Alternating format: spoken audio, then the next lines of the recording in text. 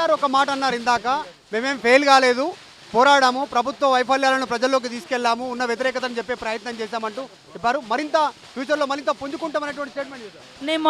నీ ముఖం కేటీఆర్, నువ్వు చిల్లరగా నీ కథలన్నీ కూడా నీ ఒక డిసిప్లిన్ లేని ప్రచారం, డిగ్నిటీ లేని ప్రచారం, డీసెన్సీ లేని ప్రచారం, నువ్వు డ్రామాలు వేసినావు. నీ డ్రామాలు ఇష్టం ఉన్నట్టుగా మాట్లాడి ఒక సీఎం అని కూడా చూడకుండా, ఒక వ్యక్తులను కూడా గౌరవించకుండా, ఏం పోరాడు మమ్మల్ని ఇంకేదో అద్దాల మేడల నుంచి అట గల్లీలోకి తీసుకొచ్చారు. ఇలా మీ నాన్న కనీసం ఆ గోపి చచ్చిపోతే సంతాపాన్ని చెప్పడానికి రాలే ప్రతిపక్ష నాయకుడు. ఇవాళ మరి ఆడబిడ్డ నిలబెట్టినా అని చెప్పుకుంటే కనీసం ఒక మాట కూడా మీరు బయటకు వచ్చి మాట్లాడలేకపోయారు.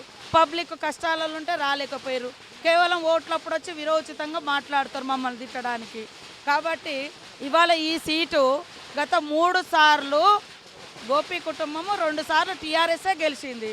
ఈరోజు మేము గెలిచినాం. వచ్చిన 2 ఏళ్లలోనే మమ్మల్ని విపరీతంగా తిట్టినావు, జీర్ణించుకోలే పబ్లిక్.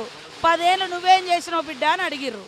అడిగా ఈ తీర్పు నువ్వేం చేయలేదు, కాంగ్రెస్ చేస్తూ ఉంది, మాకు ఇంకా హోప్ ఉంది చేస్తుందని, అందుకనే మేము కాంగ్రెస్తో ఉంటామని చివరగా రెఫరెండం అన్నారు కేటీఆర్.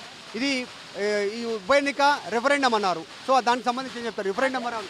అదే వాళ్ళు మాట్లాడిండ్రు కదా, ఇది పబ్లిక్ రిఫరెండం అన్నారు. ఇప్పుడు మనం మళ్ళీ ఏం చెప్తామో అదే నోటితోటి చెప్పాలని కేటీఆర్ని కోరుతున్నాం.